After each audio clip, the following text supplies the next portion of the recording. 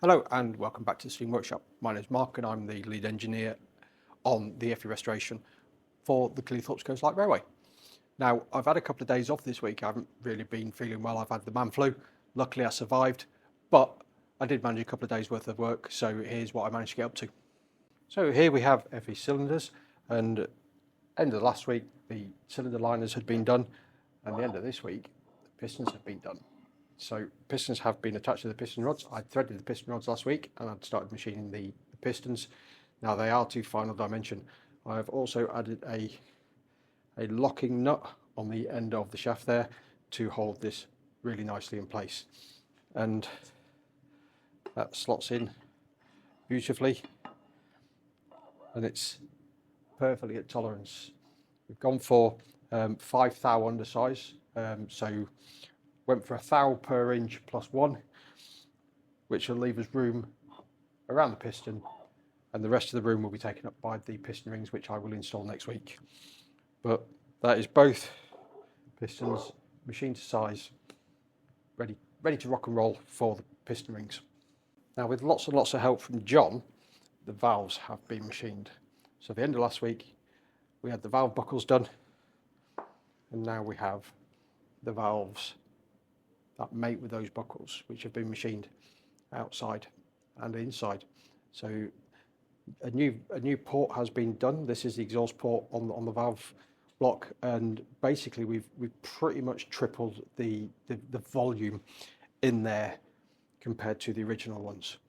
So yeah, I think I worked out about 10 millilitres of volume there to 27 millilitres of volume in this one. The volume was restricted down to the lattice pattern in the top, whereas here it is nice and solid on top, and that mates beautifully with the valve buckle. It's one of those ASMR fits. It's really beautiful, and then that goes into the valve chest, much like everything else. We've done it twice, so yeah, two valves made, finished, ready to rock and roll. All I've got left to do really with regards to the valve work here is I've got to make the rods. There's a support rod for the rear and a way of encapsulating that support rod in the back of the valve chest here. But yeah, that's coming along beautifully. So next on the jobs done list this week is the expansion links. Now it has had its 2 mounting holes bored out for the oil light bearings. They have also been machined to match. Before, the holes didn't line up, so they were slightly different geometries on these, so they have been made to match now, and the inside faces have been machined out in preparation for the new die blocks. So we've got 4 die blocks to make, 2 for the expansion links and 2 for the valve drives. So these have a parallel sided die, and these have, I can't even describe what shape it is, but it operates on a curve, so it's got curved sides. They are parallel, but they are curved to match. And what we've got here, because we're using a CNC machine, it's a lot simpler for us to be able to shape things to perfectly match the faces that it's going to be married to on the moving loco. So all I've got left to do really on this part is to chop this off, machine another one, and then chop that off, machine the next one. But unfortunately ran out of time today to get those finished up, but that is a job for next week.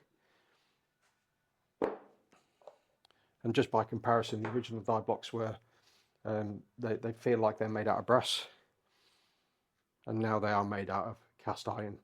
And yeah, the glory of a CNC machine is when if these ever were to become damaged or broken, we've got the program, we can make another one. Nice and simple. I think that's probably about half an hour's worth of work just to get to that stage. Chop it off, job done. So yeah, unfortunately, due to me being poorly for a couple of days, not a massive amount of work done, but I think that is some of the more crucial work done. I've relied heavily on John, so thank you very much for all your help today, John. It's been a massive. I've got the pistons in. That's another massive achievement, and yeah, the valve gear is nearly complete. I have also received my reamers, so I should next week 100% have that valve gear all sorted out. Fingers crossed I can get these cylinders mounted and everything back where it should be. So yeah, it's really coming together now, and yeah, it's good fun. As always, thank you very much for watching, and I shall catch you next time.